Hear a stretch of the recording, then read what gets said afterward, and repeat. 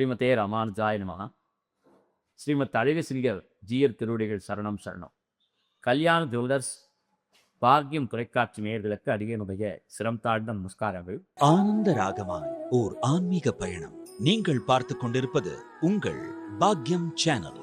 வழங்குவோர் அன்புடன் கல்யாண் ஜுவல்லர்ஸ். இது உங்கள் பாக்யம், எங்கள் பாக்யம். 108 திவதேசங்களை எல்லாம் நாம் செய்வித்து வருகிறோம்.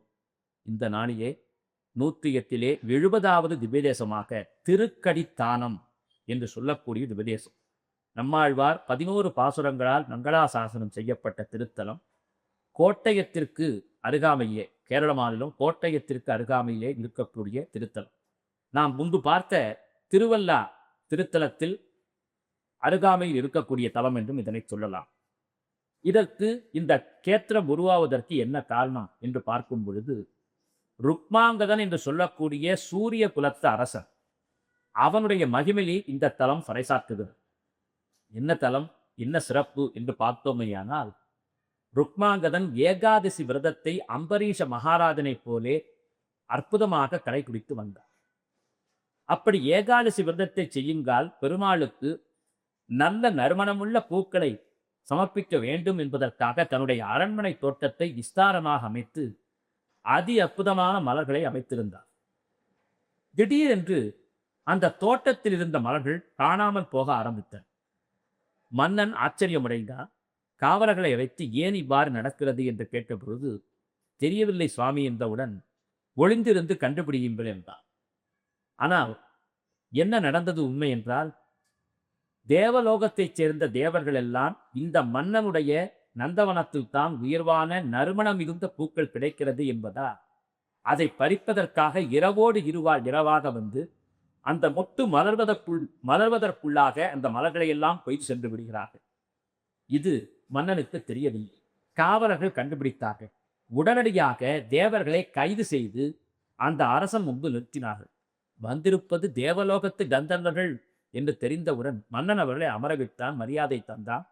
ஏன் இப்படியெல்லாம் செய்கிறீர்கள் என்ற பொழுது, மன்னா, உன்னுடைய நந்தவனத்து பூக்கள் தான் அந்த எம்பெருமானுக்கு உரித்தாக இருக்கிறது என்று சொன்னவுடன், சரி அப்படியானால் பூக்களை எடுத்துச் செல்லுங்கள் என்றான். மன்னா, நான் செல்ல முடியாது. ஏனென்றால் இந்த பூவுலகத்தில் வந்து மானிடர்கள் எங்களை கையால் பிடித்து விட்டால் தேவசக்தி எங்களை விட்டு போய்விடும் என்று சொன்னவுடன், அடியேங்கள் என்ன செய்ய வேண்டும், நீங்கள் தேவர் உலக செல்வதற்கு அடியேன் என்ன செய்ய வேண்டும் என்று கேட்டபொழுது, இந்த 1 வருடம் முழுவதும் நீங்கள் உபவாசம் இருந்தீர்கள், ஏகாதசி உபவாசம் இருந்தீர்கள். அந்த 1 வருடம் இருந்த ஏகாதசி பலன்களை எமக்கு வழங்கினால் நாங்கள் உடனே தேவலோகம் புகுவோம் என்று சொன்னவுடன், சற்றும் தாமதிக்காமல் தான் ஆராதித்த பெருமாள் சன்னதிக்கு இவர்களை அழைத்துச் சென்று ஒரு கரிகை நேரத்திலே தன்னுடைய ஏகாதசி விரத மகிமைகளை அவர்களுக்கு தாரை வார்த்து தந்தவுடன் உடனடியாக அவர்கள் தேவர் உலகம் புறப்பட்டார்கள் என்று இந்த தலத்து மகாத்மியம் சொல்லுது. 3000 வருடம் பழமையான திருத்தலம். இந்த திருத்தலத்து எம்பெருமான் பஞ்ச பாண்டவர்களில் ஒருவரான சகாதேவரால் பிரதிஷ்டை செய்யப்பட்டார் என்பது குறிப்பிட வேண்டிய செய்தி. அப்படியானால் பார்த்துக் கொள்ளுங்கள், பஞ்ச பாண்டவர்களிலே சகாதேவனுக்கு ஒரு சிறப்பு இருக்கிறது. அது என்ன? பஞ்ச பாண்டவர்கள் தங்களுடைய தந்தையான பாண்டு மகரிஷி இறக்கக்கூடிய தருவாயிலே அந்த பாண்டு விஷயம் சொன்னார். என்னவென்றால், எனது மக்களே, என்னுடைய விரலை உடம்பில் இருக்கக்கூடிய ஏதேனும் ஒரு அங்கத்தை யார் கடித்து சாப்பிடுகிறார்களோ அவர்களுக்கு ஜோதிட ஞானம் ஏற்படும், முக்காலத்தையும் உணரக்கூடிய ஞானம் ஏற்படும் என்று சொன்னார். தர்மரோ பீமரோ அர்ஜுனரோ நகுலரோ இது ஈடுபாடு காட்டவில்லை. சகாதேவர் சற்று யோசித்தார். அவன் மிகப்பெரிய அறிவாளர். அதே தருணம் பகவான் ஸ்ரீமன் நாராயணன் கிருஷ்ணனாக வந்த தருணத்திலே இவர்களெல்லாம் முக்காலத்தை தெரிந்து கொண்டால் என்ன செய்வது என்று அந்த பாண்டு மரித்த பிறகு அவன் உடலை எரியூட்டுவதற்காக மரங்களை வெட்டி வருவோம் வாருங்கள் என்று சொல்லி அழைக்க, வயதிலே சிறியவனான சகாதேவனை நீ இந்த சடலத்தை பார்த்து கொண்டிரு என்று சொல்லிவிட்டு சென்றார்கள். சகாதேவன் என்ன செய்தான்? நேராக சென்று தன் தந்தையினுடைய சுண்டு விரலை கடித்து சாப்பிட்டான். அந்த சடலத்தில் இருந்த சுண்டு விரலை சாப்பிட்டவுடன் அவனுக்கு மகா ஞானம் ஏற்பட்டது. முக்காலமும் உணர ஆரம்பித்தான். அடுத்து நடக்கப் போகக்கூடிய விஷயங்கள் அவனுக்கு தெரிய ஆரம்பித்தன. அமைதியாக இருந்தான். அங்கே ஒரு சம்பவம். தன் தந்தையை எரியூட்டுவதற்காக மற்றைய பாண்டவர்கள் 4வரும் மரக்கிளைகளை எல்லாம் வெட்டி கொண்டு வந்து கொண்டிருக்கிறார்கள். கிருஷ்ண பகவானும் மரக்கிளைகளை எல்லாம் வெட்டி அவருக்கு ஒரு மரியாதை செய்ய வேண்டும் என்று கொண்டு வந்தான். தலைக்கு மேலாக சுமந்து வந்தார்கள். கிருஷ்ணனும் சுமந்து வந்தான். இதை பார்த்த சகாதேவன் கண்ணனை பார்த்துவிட்டு இமைக்காமல் கண்டான். மற்றவர்கள் மரத்தை வெட்டி முடித்து கொண்டு வந்த களைப்பால் சற்று தண்ணீர் குடிப்பதற்காக சென்ற பொழுது கிருஷ்ணனும் என்னால் முடியவில்லை என்று தலையில் வைத்திருந்த அந்த மரக்கட்டையை கீழே வீசிய பொழுது சகாதேவன் சொன்னான், கிருஷ்ணா, என்னே உன் பாசாங்கு என்றான். சகாதேவா, நீ என்ன சொல்கிறாய் என்று கண்ணன் கேட்கபோது, நான் அறியாமல் இல்லை உன் பாசாங்கை. மற்றவர்களெல்லாம் மரத்தை அரிவாளால் வெட்டி கோடாலியால் துண்டு துண்டாக்கி தலையை கட்டி கொண்டு வந்தார்கள். நீ என்ன செய்தாய்? உன்னுடைய மாய சக்தியால் அவற்றை ஒடியுமாறு செய்து உனக்கும் மேலாக தலையிலே ஆகாய மார்க்கமாக அந்தரத்திலே பறக்குமாறு வந்து நீ எதுவும் செய்யாமல் இருப்பவனாக மற்றவர்களுக்கு காண்பித்தாலும் எனக்கு தெரியும் நீ இதை செய்யக்கூடிய மாயவன் என்று. அதிர்ந்து போனார் கிருஷ்ணர். சகாதேவன் கரத்தை பிடித்துக் கொண்டார். சகாதேவா, இந்த உண்மையை சொல்லிவிடாதே, இது தவறு, இது தேவ ரகசியம் என்று சொன்னாராம். சரி என்றானாம் சகாதேவன். அப்படிப்பட்ட அறிவாளி சகாதேவன். மற்றொரு சமயம் ஜோதிட சாஸ்திரத்திலே விற்பன்னனான சகாதேவன் சத்தியம் பொருந்தியவன்.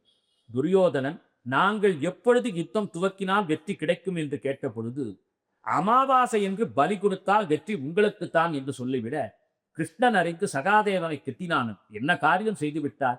அமாவாசையிலே பலி கொடுத்தால் கௌரவர்கள் வெல்வார்கள், நீங்கள் மீண்டும் கானகம் செல்ல வேண்டியதுதான் என்றவுடன் திரௌபதி கண்ணிலிருந்து தாரை தாரையாக நீர் வந்து கண்ணா காப்பாற்ற மாட்டாயா என்றவுடன், சரி நான் ஒரு உபாயம் செய்கிறேன் என்று சொல்லி சகாதேவன் கொடுத்த வரத்தையே சற்று மாற்றியமைத்தான். என்ன? மறுநாள் அமாவாசை. கிருஷ்ணன் முதல் நாளே அமாவாசை தர்ப்பணத்தை செய்ய அங்கிருந்த சூரிய சந்திரர்கள் சூரியனும் சந்திரனும் ஒன்றாக பார்த்து கொண்டால் தானே அமாவாசை. கிருஷ்ணன் நாளைக்கு வரக்கூடிய திதியை இன்றே செய்கிறானே என்று சொல்லி சூரிய சந்திரர்கள் புறப்பட்டு சென்று, கிருஷ்ணா, நீ என்ன தவறு செய்கிறாய்? நாளைக்குத்தானே அமாவாசை. கிருஷ்ணன் ஒன்றும் அறியாத ஒரு போர் கேட்டாராம். அமாவாசை என்றால் என்ன? சூரியனாகிய நானும் சந்திரனாகிய இவரும் நேருக்கு நேர் சந்திக்கும் பொழுதுதான் அமாவாசை. அப்படித்தானே? அதை நாம் மாற்றவே இல்லையே. இதோ சூரியனாக நீங்கள் வந்துவிட்டீர்கள், சந்திர பகவானும் இங்கே இருக்கிறார், ஒருவருக்கொருவர் ஒருவரை ஒருவர் பார்த்து கொண்டே பேசுகிறீர்கள், அதனால் இன்றுதான் அமாவாசை என்று சொல்லிவிட சூரிய சந்திரர்கள் பிரமித்து போய் மாயமாய் நிறைய அமாவாசை தர்ப்பணத்தை முடித்தானாம் கிருஷ்ணன்.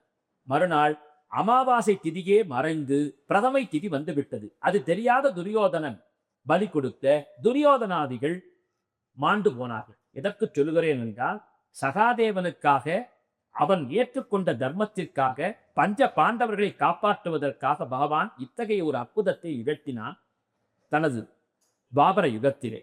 இதைவிட சிறப்பாக ஒரு விஷயம் சொல்லலாம்.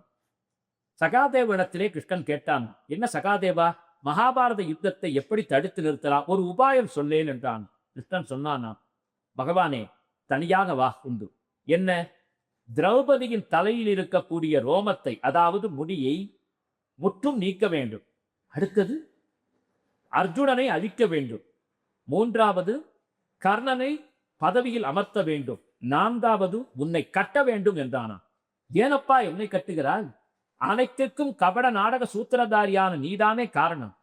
என்னை கட்டினாலே போதும் என்று சொல்ல, பகவான் என்னை கட்ட முடியுமா, முயன்று பார் என்று சொல்ல, ஸ்ரீமன் நாராயண சரணோ சரணம் பிரபத்தியே ஸ்ரீமதே நாராயணாய நமஹா இது மனதால் பக்தியால் கட்டினானா சகாதேவன்.